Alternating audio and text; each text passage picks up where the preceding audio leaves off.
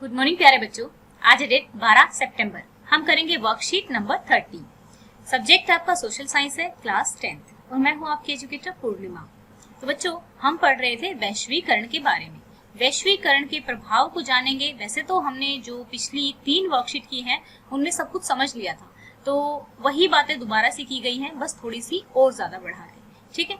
वैश्विक तो प्रभाव जब हम देखते हैं, किसी भी चीज के प्रभाव की बात की जाती है, तो कुछ प्रभाव अच्छे होते हैं, पॉजिटिव होते हैं, और कुछ प्रभाव नेगेटिव होते हैं। ठीक है, जो कि प्रतिकूल होते हैं। तो बच्चों देखो, पॉजिटिव में क्या कि लोगों को रोजगार मिला, ग्लोबलाइजेशन हुआ। किस तरीके से? जैसे कि हमने आपको बताया था कि एमएनसीज ने अपने यहाँ पर आकर अपनी बड़ी बड़ी जो कंपनियां हैं वो सेटअप की।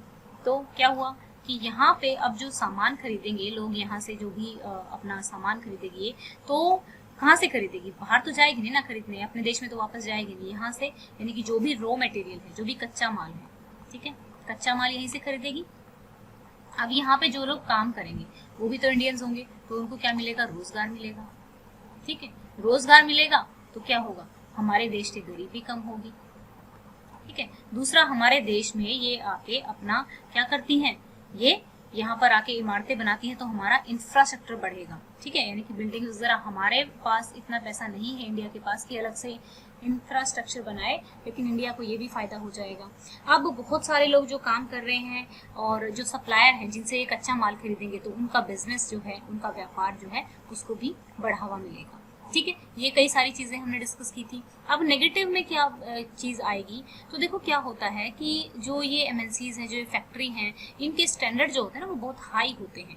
तो ये जो जॉब देते हैं, तो ये एक तो कह सकते हो कि बहुत फ्लेक्सिबल आवर्स के लिए देते हैं, और उनके लिए स्किल बहुत अच्छे चाहिए होते हैं। ठीक है, तो उसके लिए भी कई सारे जो पुअर लोग हैं, जैसे दुकानदार हैं, मान लो आप, अब बहुत सारी कंपनीज ने आके मॉल सेटअप कर लिया, तो बेचारी छोटी छोटी दुकानें भी थी जहाँ पे दुकानदार बैठे रहते थे और अपनी चीज़ें बेचते थे, तो उनको तो नुकसान हो गया ना। क्योंकि आप खुद सोच के देखो कि जब आपके एरिया में पास में अगर मॉल है, भाई दाल चीनी सब कुछ अगर आपकी मम्मी को एक ही जगह मिल रहा है, तो सब कुछ वो वहीं पे जाएगी ना सब कुछ लेने के लिए।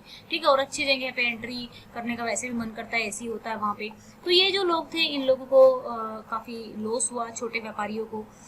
यहाँ पे अब जैसे मैं बता रही हूँ यहाँ पे कि यहाँ पे लोग वर्क कर रहे हैं, तो अब इतना पैसा, मॉल बनवाने का पैसा छोटे व्यापारियों के पास नहीं होता है, लेकिन इनका व्यापार तो नुकसान में चला गया ना। अब ये फायदा किसको होता है? ये फायदा वही बड़े जो अमीर लोग हैं उन्हीं को फायदा हो रहा है, वही मॉल सेटअप कर रहे हैं। तो एक तरह से ये पॉजिटिव इम्पैक्ट तो है, वैश्वीकरण पॉजिटिव है, लेकिन सबके लिए नहीं। ठीक है, अब ये भी आप अगर बात देखेंगे, मैकडी में जाओगे, सो पहले ही बोलते ना, how can I help you ma'am, English बहुत ज़रूरी हो जाती है। अब जो हमारी जनता रहती है वो 66 के अराउंड 66% जनता गांव में रहती है। अब भाई गांव में रहेंगे तो इंग्लिश कहाँ से अच्छी होगी? ठीक है भाई, इंग्लिश ग्रामर बहुत बढ़िया है, इंग्लिश स्पीकिंग कैसे अच्छी होगी? ठीक है, क्योंकि इंग्लिश स्पीकिंग और ग्रामर दोनों बहुत अलग चीज़ होती है। तो कई बार ऐसे जो स्किल होते हैं लोगों के पास नहीं होते हैं, तो वहाँ पर जो बेचारे ऐसे लोग होते हैं उनको इतना अच्छे से रोजगार नहीं मिल पाता। तो हम ये कह सकते हैं कि फायदा तो हुआ है, डेफिनेटली फायदा हुआ है और अच्छी चीज़ है, लेकिन बहुत सारे लोगों को नुकसान भी हुआ है। अब एक और टर्म आपकी यूज होगी, पहले इसको देख लेते हैं क्या क्या बताया हुआ। निवेश आया है। अब देखिए, ये तो मैंने आपको बता दिया है कि भारतीय अर्थव्यवस्था का वैश्वीकरण का एक लंबा सफर तय कर चुका है। वैश्वीकरण और उत्पादकों, स्थानीय एवं विदेशी, दोनों के बीच अधिक प्रतिस्पर्धा से दोनों के लिए, विशेष रूप से शहरी क्षेत्रों में, धनी वर्ग के उपभोक्ता का लाभ हुआ है। तो चलो मैं आपको बताती हूँ, धनी वर्ग के उपभोक्ता का लाभ तो मैंने आपको बता दिया कि धनी वर्ग के उपभोक्ता को। प्रतिस्पर्धा की जो बात की है उसका क्या मतलब है? अभी हम ना YouTube का एग्जांपल ले लेते हैं ताकि आपको अच्छे से समझ में आए। YouTube चैनल है, आपकी वर्कशीट के बहुत सारे चैनल जो हैं वर्कशीट बनाते हैं। अब क्या करते हैं कि आप लोग, अगर बहुत सारे लोग ऐसे हैं जो समझना पसंद करते हैं, और आप लोग SST की तो वर्कशीट बहुत ही पसंद करते हो और बहुत अच्छा वॉच टाइम आता है उसका, आप लोग बहुत अच्छे से देख रहे हो, ये अच्छा लगता है देख के। तो मान लो एक यूट्यूब चैनल 1 है, अब फिर यूट्यूब चैनल 2 है। आपके पास पहले क्या था? सिर्फ एक ही चैनल वर्कशीट्स बनाता था, तो आपके पास कोई माध्यम नहीं था, तो आपको इसी को देखना पड़ता था। ठीक है, फिर क्या हुआ? यूट्यूब चैनल 3 आ गया, वर्कशीट बनाने वाला 4 आ गया, अराउंड हंड्रेड्स ऑफ चैनल आ गए। अब क्या करते हो? आप डिसाइड कर सकते हो, कंपटीशन बढ़ गया। ठीक है ना, आप डिसाइड कर सकते हो कि आपको अच्छे वाला देखना है, जो अच्छी क्वालिटी प्रोवाइड करता है, वो देखोगे आप लोग। अब जो बाकियों के लिए क्या हुआ? अब इनको बेचारों को मजबूर होना पड़ेगा कि अपनी क्वालिटी बढ़ानी पड़ेगी। अगर इस एरिया में रहना है, अगर कम्पीट करना है तो क्वालिटी बढ़ानी पड़ेगी। सेम ऐसे ही होता है जैसे प्रोडक्ट आ गए, ठीक है, बाहर से प्रोडक्ट आए, और अगर जैसे प्रोडक्ट की जो क्वालिटी होगी तो वो क्वालिटी कौन खरीदेगा? जो अमीर लोग है वही खरीदेंगे। तो एक तरह से कह सकते हैं कि कंपटीशन बढ़ा तो प्रोडक्ट्स की जो क्वालिटी है, ठीक है, यानी कि जो उनकी गुणवत्ता है वो तो बढ़ गई, लेकिन जो धनी वर्ग है उसको ही फायदा हुआ। अब क्वालिटी वाला मान लो भाई बाहर की कंपनी आगे 20 रुपए की कोई सामान बेच रही है और लोकल कंपनी 5 रुपए का बेच रही है, हम जैसे मिडिल लोग तो 5 रुपए वाला ही खरीदेंगे ना, ब्रांड पे नहीं जाएंगे ना, है ना। तो एक तरह से, लेकिन जो धनी वर्ग है वो तो 20 क्या 100 रुपए भी दे देगा उसके लिए, उसके पास तो बहुत पैसे हैं। तो इसीलिए यहाँ पर कहा गया है कि धनी वर्ग के जो कंज्यूमर है, उपभोक्ता होते हैं कंज्यूमर, जो चीजों को कंज्यूम करते हैं, ठीक है, इन उपभोक्ताओं के सामने अब पहले से अधिक विकल्प है, क्योंकि विकल्प का मतलब अब ऑप्शन है उनके पास, विकल्प ऑप्शन होता है, वैसे पता ही होगा। वे अब कई उत्पादों के लिए बेहतर गुणवत्ता और कम कीमतों का आनंद लेते हैं। उत्पादकों और श्रमिकों पर वैश्वीकरण का समान प्रभाव नहीं पड़ा है, ठीक है। तो बता दिया उत्पादकों पे। अब देखिए बहुत सारे mobile phone, electronic, fast food, pizza वगैरह आ गया भाई। किसी की बर्थडे पार्टी होती है तो आजकल ये नहीं कहते हैं बर्थडे पार्टी, पिज्जा पार्टी होगी भाई, वैसा वाला सीन होता है ना। तो फास्ट फूड वगैरह ये बाहर की कंपनीज ने इंट्रोड्यूस किए हैं। हमारा भारत का खाना तो बहुत ही अच्छा था। अब देखो सब कुछ कितना मतलब यहाँ से आप रिलेट करके देखोगे ना, पहले तो फास्ट फूड आया, ठीक है, अपने अब फास्ट फूड खाते हैं लोग, फास्ट ही फूड होता है, जल्दी मिल जाता है, जल्दी बन जाता है, मैगी 2 मिनट में बन जाती है, लेकिन नुकसान कितना करती है, वो फैट को भी 2 मिनट में ही जमा करती है शरीर में, फैट जमा होता है। ठीक है भाई, पहले फास्ट फूड खिलाओ, फिर अपने शरीर में फैट जमा करो, मोटे हो गए, अब मोटे तो सुंदर लगोगे नहीं, अब सुंदर लगने के लिए जिम में जाओ, ठीक है। तो यही प्रोसेस है, और फैट के साथ साथ बीमारियां भी बहुत होती हैं, आप डॉक्टर के पास जाओ, सबका व्यापार बढ़िया चल रहा है इस चीज से, ठीक है ना। तो ये सब बहुत सारी चीजों के अगर लिंक करके देखोगे तो बहुत कुछ होता है। उपयुक्त उद्योग में नई नौकरियों का सृजन हुआ है, ये बात हम कर चुके हैं। इन उद्योगों को कच्चे माल की आदि की पूर्ति करने वाली स्थानीय कंपनियां समृद्ध हुई हैं, ये भी बात हम कर चुके हैं। उन्होंने नई तकनीक और उत्पादन के तरीकों में निवेश किया है, बिल्कुल, क्योंकि अपना भारत में इतना पैसा नहीं होता है, बहुत ज्यादा गरीबी भी है भारत में अभी भी, तो इतना ज्यादा अब बेचारा एजुकेशन में कैसे आधा तो पॉलिटिशियन ही खा गए, 60 साल तक कोई वो कर रहा है, करप्शन इतना ज्यादा है, लोग भरे, इतने पैसे भरे हुए हैं कि 10 पुश्तें आराम से बैठ के खा सकती हैं, लेकिन ये नहीं पता कि 10 पुश्तें होंगी कि नहीं होंगी, लेकिन लोगों को नहीं बांटना है। ये वाला भी बहुत बड़ा है एक चीज, ठीक है ना। अब अमीर और अमीर तो हुए ही हैं, लेकिन गरीब बेचारे और गरीब हो गए। अभी तकनीक आई, नई टेक्नोलॉजी आई, तो नई टेक्नोलॉजी में भी उन लोगों को, जैसे कंप्यूटर आया, ठीक है, कंप्यूटर में भी तो उन्हीं को मिलेगा ना जिन लोगों को कंप्यूटर आता है। अब कंप्यूटर की एजुकेशन करने के लिए भी तो भाई पैसे चाहिए। अब पैसे या तो, अब एक बात बताओ, मैं आपको छोटा सा एग्जांपल देती हूँ। अब हम एक एग्जांपल ले लेते हैं। 3 क्लासेस होती हैं हम जब पढ़ते हैं, एक अपर क्लास होती है, ठीक है, ये सोशियोलॉजी में पढ़ा जाता है, एक मिडिल क्लास होती है, जिसमें सोशियोलॉजी एक ऐसा सब्जेक्ट है, जब आप बड़े हो जाओगे आप ले सकते हो 11th-12th में, जिसमें पढ़ा जाता है शादी क्यों करते हैं, शहरीकरण क्यों होता है, कास्टिज्म क्यों होता है, जो भी सोसाइटी से रिलेटेड चीजें होती है ना, वो सारी चीजें पढ़ती हैं। एकल विवाह होता है, एक से ज्यादा पत्नियां रखने वाला को क्या कहते हैं, एक से ज्यादा पति रखने वाले को क्या कहते हैं। तो इस वाली चीजें जो सोशियोलॉजी में पढ़ी जाती है, ठीक है, प्रॉपरली जो भी सोसाइटी में घटित होता है वो सोशियोलॉजी में पढ़ा जाता है, तो काफी अच्छा सब्जेक्ट है। आप जब अगर आर्ट्स लोगे तो इसीलिए मैं SST की वीडियो में ये बात कर रही हूँ। तो एक होती है लोअर क्लास, ठीक है, ऐसा नहीं है कि वो लोअर क्लास इस बेसिस पे डिफाइन कर दिया, इनकम के बेसिस पे डिफाइन कर दिया। अब लोअर क्लास वाला बंदा ऐसा नहीं है कि ऊपर नहीं जा सकता है, लेकिन मेरे अकॉर्डिंग मैं बोल रही हूँ यहाँ पे कि इस बंदे को यहाँ पर पहुंचने के लिए, ठीक है, 4 गुना मेहनत करनी पड़ेगी। इस बंदे को यहाँ पर पहुंचने के लिए 2 गुना मेहनत करनी पड़ेगी। ये बंदा तो ऊपर है ही, तो पैसे से बिना अपने माँ बाप के बिजनेस से भी कमा के खा सकता है। तो अगर मान लो आप इस क्लास से बिलोंग करते हो फिलहाल, ठीक है, मोस्ट ऑफ द लोग, हम मोस्ट ऑफ इंडियन इसी क्लास से बिलोंग करते हैं। मिडिल क्लास भी ठीक है, हैं कुछ लोग, अब कुछ ऐसे भी हैं मिडिल और लोअर के बीच में बिलोंग करते हैं। तो अगर बेटा आप इससे बिलोंग करते हो ना, तो अपनी अभी से मेहनत शुरू कर दो, तभी आप कम्पीट कर पाओगे। अब जैसे कि मैं बात कर रही थी कंप्यूटर एजुकेशन की, हम ये बात कर रहे थे कि जो तकनीक आई है, अब मान लो मॉल्स वालों ने कंप्यूटर लगा दिए अपने सिस्टम में। अब जिसको कंप्यूटर आता होगा वही तो काम कर पाएगा ना। अब जिसके घर में कंप्यूटर नहीं है, जिसने कंप्यूटर पे कभी बैठ के देखा नहीं है, 2 वक्त की रोटी के ही मुश्किल से कमा पाता है, सुबह निकलते हैं पापा, शाम को पैसे कमा के लाते हैं, वो कैसे कंप्यूटर एजुकेशन कर लेगा, ठीक है। तो एक कह सकते हैं कि बहुत फर्क पड़ता है। लेकिन अब आज के टाइम में जैसे अगर देखा जाए तो YouTube ने काफ़ी कुछ चेंज कर दिया। जो बच्चे सच में पढ़ना चाहते हैं तो एजुकेशन इतना ज़्यादा अच्छी क्वालिटी का अवेलेबल हो गया है कि अगर कोई बच्चा सच में पढ़ना चाहता है ना तो बहुत टीचर हैं पढ़ाने वाले। ठीक है, एक यूट्यूब, थैंक्स टू यूट्यूब, मतलब मुझे हमेशा यही लगता है कि अगर एक देश को ना किसी भी चीज़ में इन्वेस्ट करना है ना तो सबसे पहले अपनी एजुकेशन में इन्वेस्ट करें।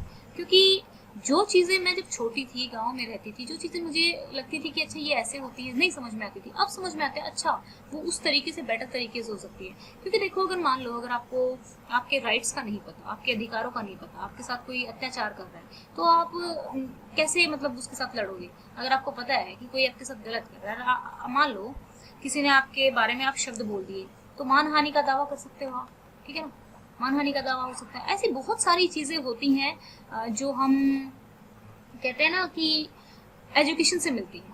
ठीक है, लोग ऐसे कहते हैं कि भाई एजुकेशन ही सिर्फ ऐसा नहीं है कि जिसमें सक्सेसफुल हुआ जा सकता है। बिल्कुल बिल्कुल, मैं ये नहीं कहती कि एजुकेशन ही एक ऐसी चीज़ है जिससे सक्सेसफुल हुआ जा सकता है, लेकिन एजुकेशन से आपको सब एरियाज की नॉलेज हो जाती है। 10th तक तो एटलीस्ट ढंग से पढ़ लो और फिर उससे वो पता लग जाता है कि हमारा इंटरेस्ट का क्या है और किस एरिया में हमें जाना है। ठीक है, तो ये आपका इकोनॉमी का चैप्टर है तो थोड़ा सा ढंग से करना। यहाँ पे जिस तरीके से मैंने कहा कंप्यूटर स्किल्स, अब जिन लोगों ने 66% जैसे मैंने कहा गांव में लोग रहते हैं, कंप्यूटर देखा नहीं है, इंग्लिश आती नहीं है, तो बेचारों की जो स्किल होंगे, ठीक है, वो मैच नहीं कर पाएंगे जो एमएनसीज आके बैठी है वहाँ पे। वो उनको तो जाते ही बोलना पड़ेगा how can I help you, तो वो एक्सेंट भी नहीं आता। और ये भी प्रॉब्लम है कि प्रोनाउंसिएशन ठीक नहीं है। चलो इंग्लिश आती है वो ठीक है, इंग्लिश हमें आती है भाई, हम इंग्लिश ग्रामर पढ़ते हैं, लेकिन आपको सिर्फ इंग्लिश आना जरूरी नहीं है, सही एक्सेंट में भी बोलना जरूरी है, प्रोनाउंसिएशन में भी बोलना जरूरी है।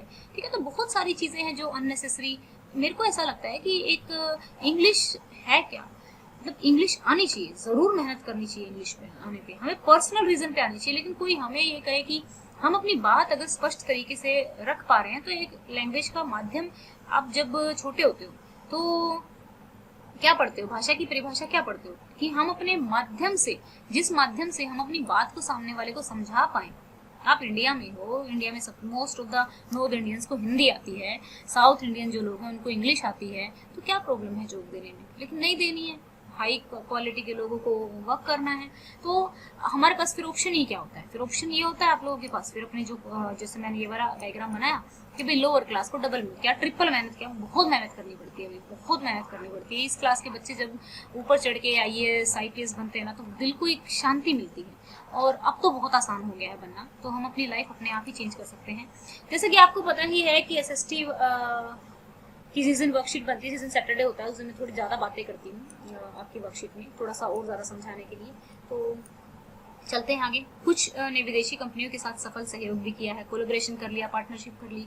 कुछ बड़ी भारतीय कंपनियां खुद बहुराष्ट्रीय कंपनियां बन गई हैं, यानी कि खुद MNC बन गई हैं। अब जो MNC बहुराष्ट्रीय कंपनियों को MNC बोलते हैं, यानी कि एक से ज़्यादा राष्ट्रों में ये हैं। तो टाटा है, टाटा मोटर्स है, इन्फोसिस है, रेंडेक्सी है। IT जैसे उद्योगों को सेवा प्रदान करने के नए अवसर हैं। जैसा मैंने कहा था भाई, अगर मेरे पास अब कंप्यूटर है, लैपटॉप है, तो मैं बाहर के लोगों को पढ़ा सकती हूँ। और अब मान लो एक कंपनी है खुद जिसके पास, अब दिक्कत ये है ना, अगर एक बच्चा है बहुत अच्छा पढ़ा सकता है लेकिन उसके पास कंप्यूटर नहीं है, लैपटॉप नहीं है, कुछ नहीं, तो कैसे पढ़ाएगा? अब क्या करती हैं बड़ी कंपनियां, क्या करेंगी, वैसे वैसे लोगों को ना हायर कर लेंगी। जैसे व्हाइट हेड जूनियर का ही ले लो, आप लोगों को पता होगा एग्जाम्पल।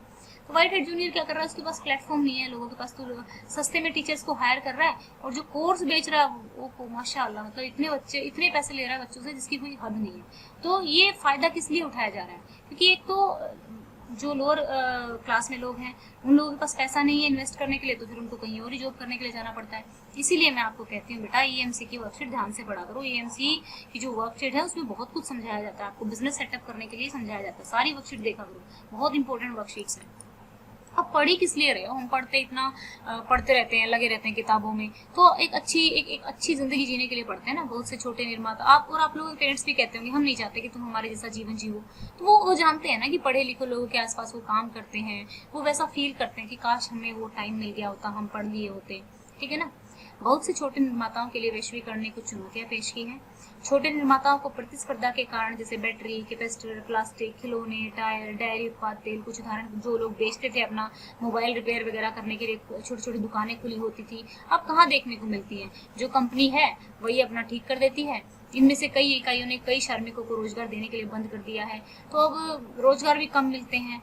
ठीक है, और अधिकांश नियोक्ता श्रमिकों को, नियोक्ता होता है जो जॉब देगा, ठीक है, लचीले ढंग से रोजगार देने को पसंद करते हैं। कहते हैं कि भाई कोई 4 घंटे देना पसंद करता है, कोई 5 घंटे देना पसंद करता है, तो अपने ही वो हैं। अब एक इम्पोर्टेंट चीज आज की इसमें SEZ है, ठीक है, SEZ, ठीक है, ये क्या होता है, विशेष आर्थिक क्षेत्र। तो बच्चों इसको ध्यान से समझेंगे, इसमें से आपका क्वेश्चन बन सकता है पक्का पक्का वाला, SEZ, ठीक है।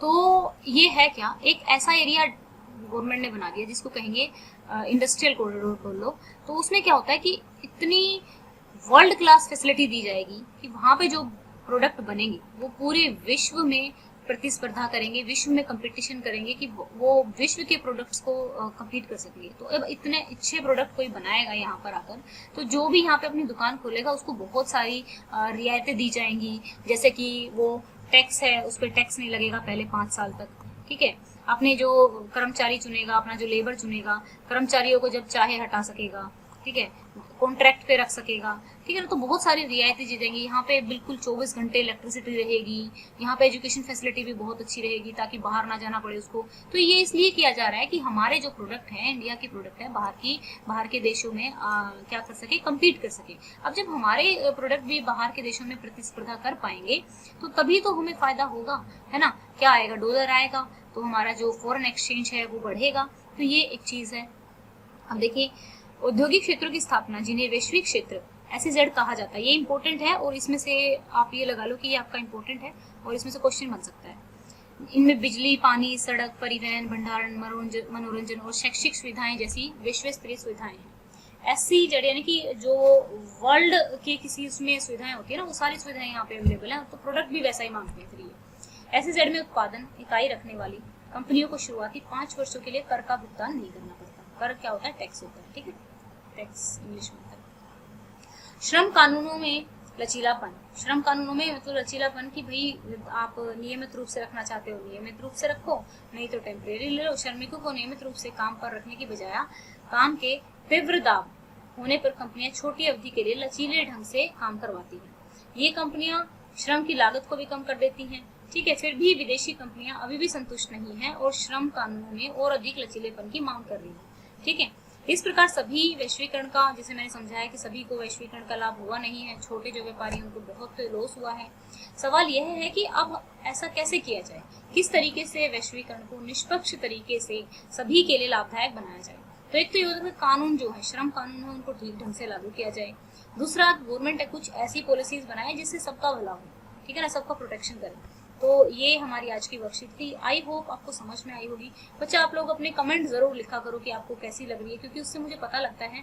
और जैसे आपका अगर पॉजिटिव रिस्पॉन्स आता है, जैसे कि बहुत अच्छा रिस्पॉन्स आ रहा है, जो देखने को मिल रहा है, तो मैं और ज्यादा एक्सप्लेन करने की कोशिश करती हूँ, चीज़ों को और ईजी बनाने की कोशिश करती हूँ। लेकिन अब जब लगता है कि अगर रिस्पॉन्स ठीक नहीं आता तो फिर मैं सोचती हूँ कि बच्चे देख नहीं रहे हैं। बट आप लोग SST का बहुत ही अच्छा रिस्पॉन्स दे रहे हो, थैंक्स फॉर दैट। क्योंकि एक टीचर के लिए कोई संतुष्टि होती है ना, पैसा कभी मुझे नहीं लगता कि शायद किसी के लिए, मतलब मेरे जैसे पर्सन के लिए तो पैसा बिल्कुल भी संतुष्टि नहीं है। क्योंकि अगर पैसा ही चाहिए होता तो जॉब बहुत बढ़िया थी मेरे पास, ठीक है ना। तो एक संतुष्टि होती है कि हमारा देश आगे बढ़े, ठीक है, हर नागरिक खुश हो। अगर आप लोग पढ़ोगे तभी आगे बढ़ोगे, ठीक है ना। तो इसीलिए मैं चाहती हूँ कि आपके सब्जेक्ट को ईजी बनाने के लिए, और आप लोगों की फीडबैक बहुत जरूरी होती है इस चीज़ के लिए। कोई कमी लगती है वो भी बताया करो, और कुछ और एडिशन चाहते हो इसमें तो वो भी बताया करो, आप कमेंट जरूर किया करो, ठीक है। तो चलो क्वेश्चन करते हैं। वैश्वीकरण का प्रभाव सभी के लिए फायदेमंद साबित नहीं हुआ है, क्या आप इस कथन से सहमत हैं? हाँ, और EMC की वर्कशीट 6 भी आज आपको भेजनी है तो भेज देना, ठीक है, करवा रखी है, वो पहले ही करवा दी थी। तो चलिए करते हैं क्वेश्चंस, देख लेते हैं क्या खुला हुआ है। हाँ, वैश्वीकरण का प्रभाव सभी के लिए फायदेमंद साबित नहीं हुआ है, क्योंकि बहुत से छोटे भारतीय निर्माताओं पर वैश्वीकरण के प्रतिकूल प्रभाव पड़े हैं। श्रमिकों को भी नौकरी का नुकसान उठाना पड़ा है, उनकी जो नौकरी है वो चली गई है, तो उनको बेचारों को काफी नुकसान इस चीज में उठाना पड़ा है, ठीक है।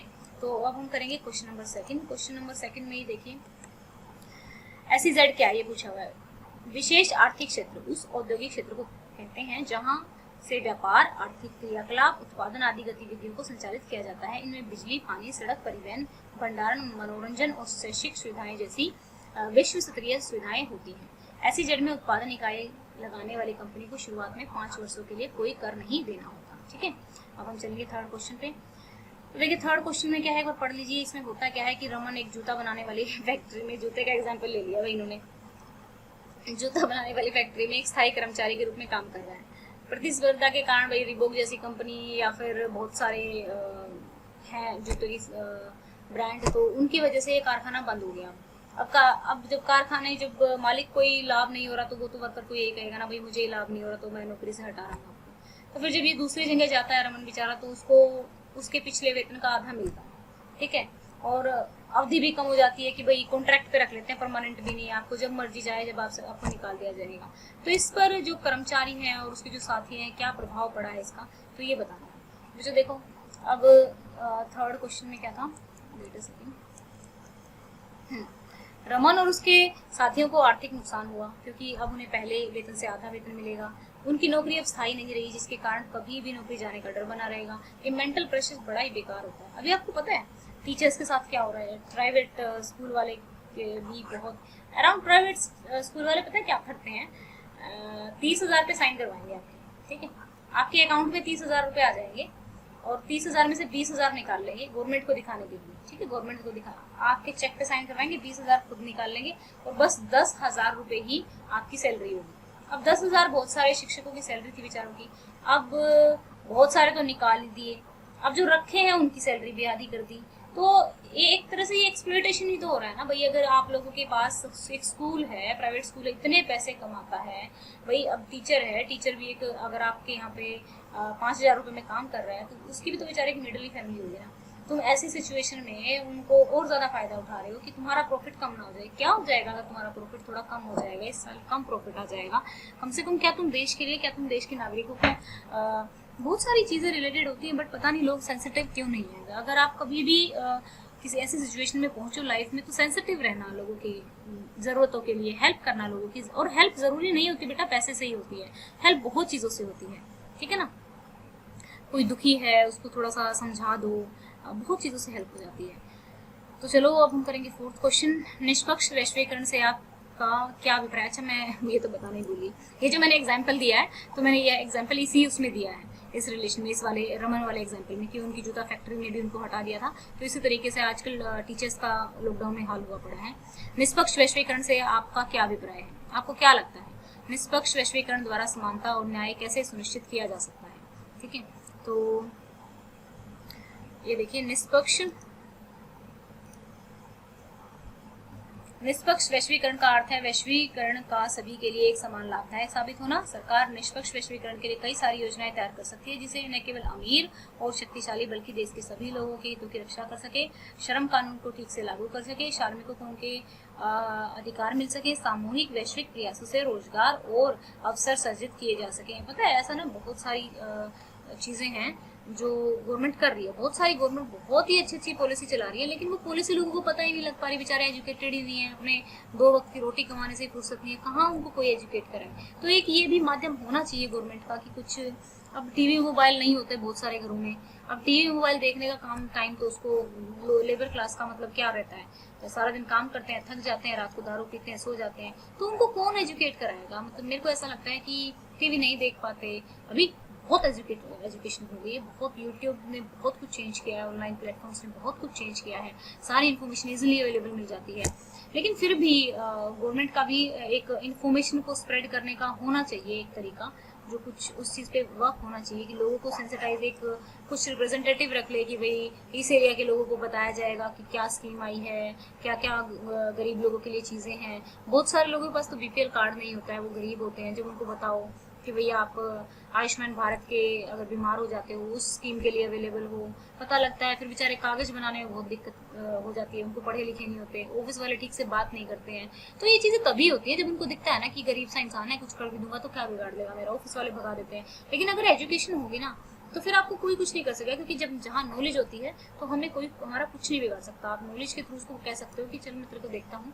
ऐसे एक बार मतलब ऐसे हुआ था मेरे साथ। एक बार बस में थे हम, बस का जो ड्राइवर था, बहुत देर हो गई थी, ड्राइवर नहीं मतलब जो सीट क्या बोलते हैं उसको, टिकट काटते हैं, तो टिकट काटने वाले ड्राइवर ने थोड़ा ठीक से बात नहीं की। तो मैंने उसको बोल दिया कि मैं अभी आपके जो जनरल है, डायरेक्टर है, उसको शिकायत कर दूंगी। देन ही सेड सॉरी, मतलब उसने बिल्कुल इमीडिएटली सॉरी बोल दिया। मतलब अगर मान लो कोई और होता तो जब हमें अपने अधिकारों का पता होता है ना तो बहुत फायदा होता है। तो इसलिए कहती हूँ कि पढ़ाई शुरू कर दो। मैंने भी 9वीं 10वीं क्लास में पढ़ना स्टार्ट किया था, ठीक है। आप भी अगर अभी भी पढ़ना स्टार्ट कर दोगे तो जिंदगी बदल जाएगी, और सिर्फ आपकी नहीं, आपके परिवार की और भी बहुत लोगों की, ठीक है। मैथ साइंस जरूरी नहीं होता है, मैथ साइंस इतना ज़रूरी नहीं होता है जितना मेरे को लगता है कि एसएसटी में, एसएसटी को लेके आप आईएएस बन सकते हो, आईपीएस बन सकते हो, ठीक है। आईएएस क्या होता है, एक तरह से लगा लो कि अपने जो आपका शहर है उसका एक राजा ही होता है एक तरह से। वैसे मोस्ट ऑफ द बच्चों को पता ही होगा, आपके स्कूल में आप लोगों को लेक्चर तो कंडक्ट होते ही हैं। तो बाकी आई होप ये वर्कशीट आपको समझ में आ गई होगी। ज़्यादा बातें हो गई हैं, अभी बाकी वर्कशीट को भी करना है, ठीक है। ठीक है बच्चों, संडे को एंजॉय करना, देखते हैं लाइव आएंगे। अगर आपको हमारे पढ़ाने का तरीका पसंद है तो आप वीडियोस को लाइक कर सकते हैं, चैनल को सब्सक्राइब कर सकते हैं, क्योंकि आपके लाइक करने से हमारा मोटिवेशन बढ़ता है और ज़्यादा अच्छी वीडियोस और ज़्यादा इजी वे में समझाने के लिए हम और कोशिश करते हैं, क्योंकि आप लोगों के लाइक हमें मोटिवेट। दूसरी बात, आप लोगों का कोई भी डाउट तो आप कमेंट बॉक्स में लिख सकते हैं, और साथ में अपनी क्लास जरूर लिखें ताकि हमें पता लगे कि किस लेवल का कंसेप्ट आपको समझाना है। Thank you, have a nice day, may God bless you.